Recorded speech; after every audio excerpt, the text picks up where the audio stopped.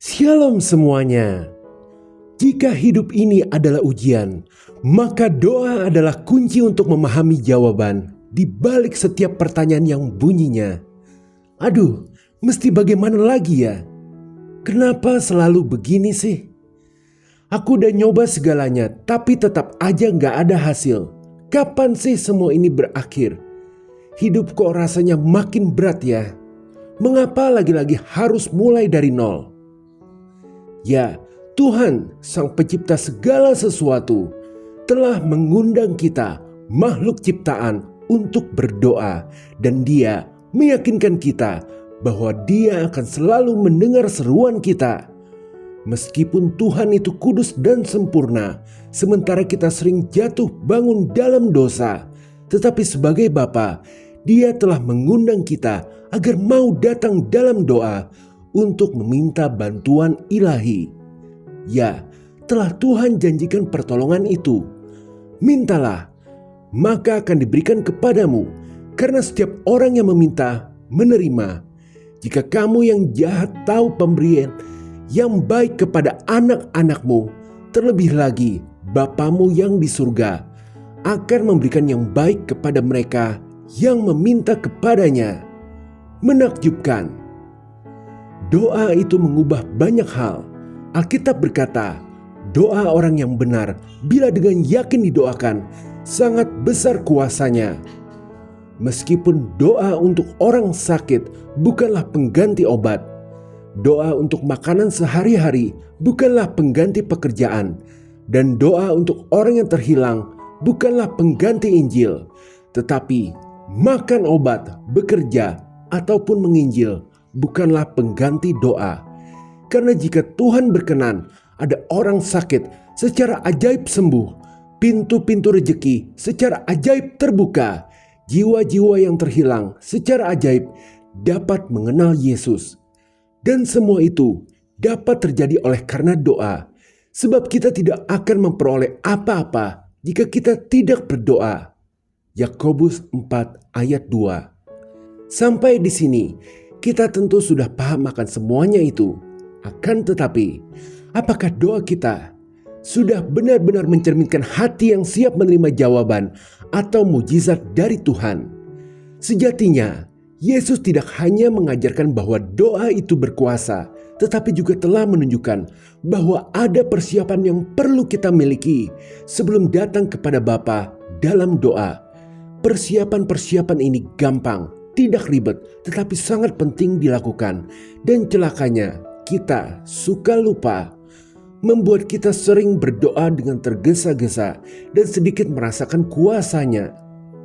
Jadi, apa saja yang perlu kita persiapkan sebelum berdoa agar doa kita benar-benar berkenan dan penuh kuasa? Inilah 7 rahasia doa dari Yesus yang sering terlupakan itu. Pertama, berdoalah seperti anak kecil. Matius 18 ayat 3 lalu berkata, "Aku berkata kepadamu, sesungguhnya jika kamu tidak bertobat dan menjadi seperti anak kecil ini, kamu tidak akan masuk ke dalam kerajaan surga." Ya, ucapan Yesus ini secara langsung memberitahukan kita bahwa Tuhan itu lebih tertarik pada ketulusan daripada dengan kefasihan. Lebih tersentuh dengan perkataan tulus seorang anak kecil daripada perkataan yang fasih dari ahli teologi. Doa singkat tapi penuh ketulusan dari pemungut cukai yang berkata, "Ya Tuhan, kasihanilah aku, orang yang berdosa ini." Terbukti mampu menyentuh hati Yesus seperti yang tercatat di Lukas 18 ayat 23. Maka persiapan pertama yang perlu dilakukan sebelum berdoa adalah mengingatkan diri untuk berdoa seperti anak kecil yang polos. Jangan terlalu fokus dengan tata bahasa. Tidak apa-apa kalau doa kita itu tidak runut. Yang penting fokus dengan ketulusan hati. Ungkapkan apa adanya. Kedua, buka Alkitab sebentar sebelum mulai berdoa. Ketika Yesus dicobai iblis, Tuhan selalu mengutip ayat-ayat Alkitab. Matius 4 ayat 4. Tetapi Yesus menjawab, ada tertulis, manusia hidup bukan dari roti saja, tetapi dari setiap firman yang keluar dari mulut Allah. Firman yang keluar dari mulut Tuhan, yakni Alkitab, sesungguhnya adalah lampu yang menerangi jalan kita. Siapa yang tidak tersesat bila tiba-tiba dijahatin orang atau menerima ketidakadilan hidup maupun hak kita dilanggar? Maka itu, kita perlu membuka Alkitab untuk menemukan pedoman hidup sekaligus bahan masukan untuk apa yang akan kita doakan nanti. Ya, Alkitab akan mengarahkan doa kita secara natural ke jalur yang benar.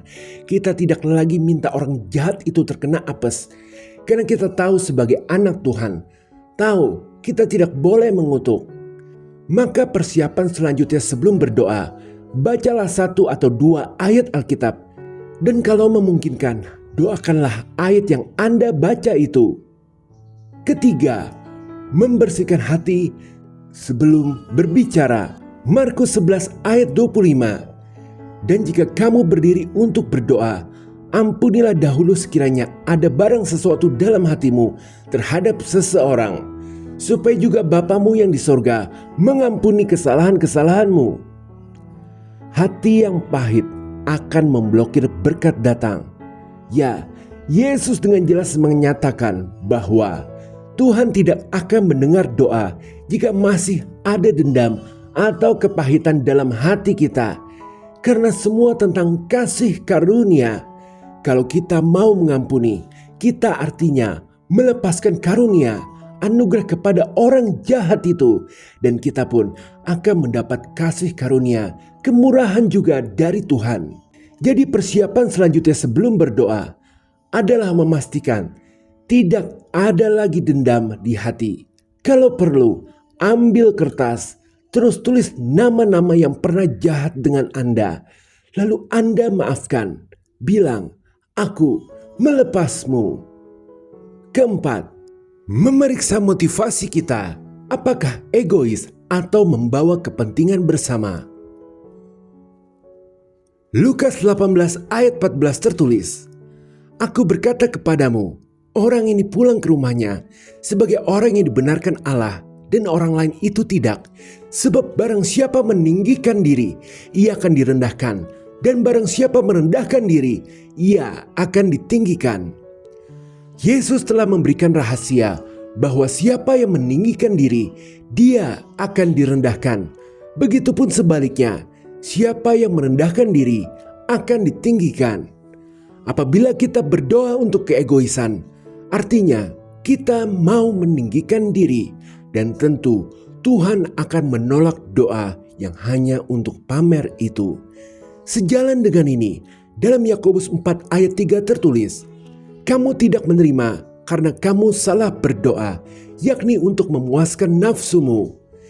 Jadi persiapan selanjutnya, kita harus memeriksa apakah motivasi kita berdoa atau apa yang kita minta itu egois atau untuk kepentingan bersama, alias memuliakan nama Tuhan.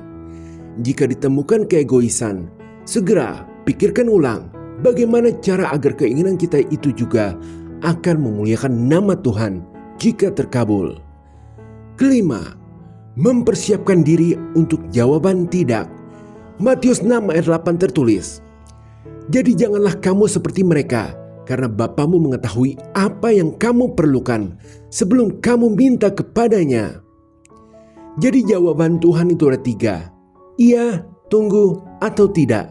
Dan kita perlu mempersiapkan diri di awal untuk jawaban tidak dari Tuhan terhadap doa kita. Tuhan Yesus memberikan kita rahasia bahwa Bapa tahu apa yang kita perlukan, bahkan sebelum kita minta. Yang artinya Tuhan itu mampu melihat masa depan sehingga Dia tahu apa yang terbaik untuk kita. Jika keinginan kita ternyata mencelakakan di masa depan, tentu Tuhan akan berkata tidak, karena Dia ingin kita tidak sengsara seumur hidup akibat keinginan yang salah itu. Jadi persiapan selanjutnya, ingat selalu untuk berkata, "Jadilah kehendak-Mu," saat kita mengakhiri doa kita. Ini seperti doa Yesus, doa di Taman Getsemani. Tetapi biarlah kehendakmu yang jadi, sebab aku percaya jawabanmu pasti yang terbaik. Keenam, bersyukurlah untuk hal yang belum terjadi. Yohanes 11 ayat 41. Maka mereka mengangkat batu itu, lalu Yesus menengadah ke atas dan berkata, Bapa, aku mengucap syukur kepadamu karena engkau telah mendengarkan aku. Ya, Yesus memberikan kita rahasia lagi, bahwa sebelum Yesus membangkitkan Lazarus, seperti yang dinyatakan di ayat itu, Yesus mengucap syukur. Ini mengajarkan bahwa mengucap syukur adalah sebuah langkah dari iman. Jadi persiapan selanjutnya adalah mengingat bahwa kita harus mengucap syukur dalam segala hal. Katakanlah nanti dalam doa, Tuhan, makasih atas segala jawaban doa yang akan saya terima, dan juga untuk apa yang telah Kau berikan selama ini. Aku mengucap syukur atas segala kemurahan-Mu. Ketujuh, diam dan dengarkan Tuhan. Lukas 6 ayat 12. Pada waktu itu, pergilah Yesus ke bukit untuk berdoa, dan semalam-malaman ia berdoa kepada Allah. Semalam-malaman berdoa tentu tidak sepanjang malam Yesus berkata-kata, sebab kita perlu diam untuk bisa mengetahui bahwa Dialah Tuhan, Allah kita yang Maha Kuasa. Tuhan ingin kita mendengar juga perkataan Dia, mungkin tidak secara langsung di kuping, tetapi melalui kesan di dalam hati. Maka persiapan terakhir sebelum berdoa adalah mengingat untuk menyisihkan waktu 2 atau 3 menit untuk berdiam diri. Katakanlah, berbicaralah Tuhan, sebab hamba-Mu ini mendengar. Catat ayat-ayat atau pikiran yang tiba-tiba muncul. Itu dari Tuhan. Sebagai pengingat, doa bukan ritual, melainkan pertemuan kita dengan Sang Pencipta. Jika Anda selama ini merasa doanya seakan mandek, mungkin Tuhan sedang menunggu Anda untuk selalu melakukan persiapan-persiapan ini yang kita tahu berasal dari ucapan-ucapan Yesus. Jadi, meskipun doa itu bukan ritual, tetapi kita perlu juga memperlakukan persiapan-persiapan ini sebagai ritual sebelum berdoa. Buka dan baca Alkitab sebentar. Lepaskanlah pengampunan. Periksa motivasi. Berbicaralah seperti anak kecil. Mengucap syukurlah. Biarlah kehendaknya yang jadi. Dan dengarkanlah suara Tuhan. Dan lihatlah betapa doa Anda kian lama, kian berkuasa. Dan hidup Anda pada akhirnya dinyatakan lulus dan menerima mahkota kemuliaan yang telah dijanjikannya. Haleluya. Amin. Jika berkenan berikan like, share, subscribe, serta komen. Tuhan Yesus memberkati.